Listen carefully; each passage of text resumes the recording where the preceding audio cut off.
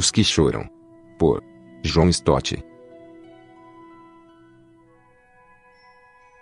Quase que se poderia traduzir esta segunda bem-aventurança por felizes os infelizes, a fim de chamar a atenção para o surpreendente paradoxo que contém. Que espécie de tristeza é essa que pode produzir a alegria da benção de Cristo naqueles que a sentem? Está claro no contexto que aqueles que receberam a promessa do consolo não são, em primeiro lugar, os que choram a perda de uma pessoa querida, mas aqueles que choram a perda de sua inocência, de sua justiça, de seu respeito próprio. Cristo não se refere à tristeza do luto, mas à tristeza do arrependimento. Este é o segundo estágio da bênção espiritual. Uma coisa é ser espiritualmente pobre e reconhecê-lo, outra é entristecer-se e chorar por causa disto. Ou, numa linguagem mais teológica, confissão é uma coisa, contrição é outra. Precisamos, então, notar que a vida cristã, de acordo com Jesus, não é só alegria e risos. Há cristãos que parecem imaginar, especialmente se estão cheios do Espírito, que devem exibir um sorriso perpétuo no rosto e viver continuamente exuberantes e borbulhantes. Que atitude antibíblica!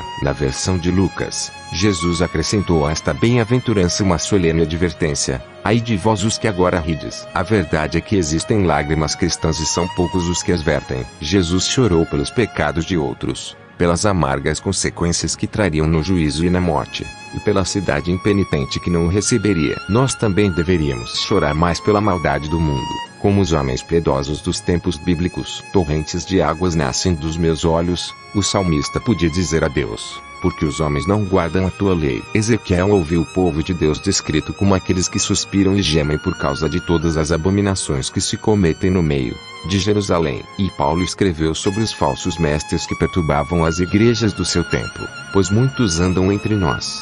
E agora vos digo até chorando, que são inimigos da cruz de Cristo. Mas não são apenas os pecados dos outros que deveriam nos levar às lágrimas, pois temos os nossos próprios pecados para chorar. Ou será que eles nunca nos entristeceram? Será que Thomas Cranmer exagerou quando, num culto comemorando a ceia do Senhor, em 1662, colocou nos lábios das pessoas da igreja as palavras: reconhecemos e lamentamos nossos múltiplos pecados e maldades? Será que Esdras errou quando orava fazendo confissão, chorando prostrado diante da casa de Deus? Será que Paulo errou ao gemer: desventurado homem que sou, quem me livrará do corpo desta morte? E quando escreveu ao pecador à igreja de Corinto: não chegastes a lamentar? Penso que não. Temo que os cristãos evangélicos, exagerando a graça, às vezes fazem pouco do pecado por causa disso. Não existe suficiente tristeza por causa do pecado entre nós. Deveríamos experimentar mais tristeza segundo Deus no arrependimento cristão, como aconteceu com o sensível missionário cristão junto aos índios americanos do século XVIII. Davi Brainerd, que escreveu em seu diário,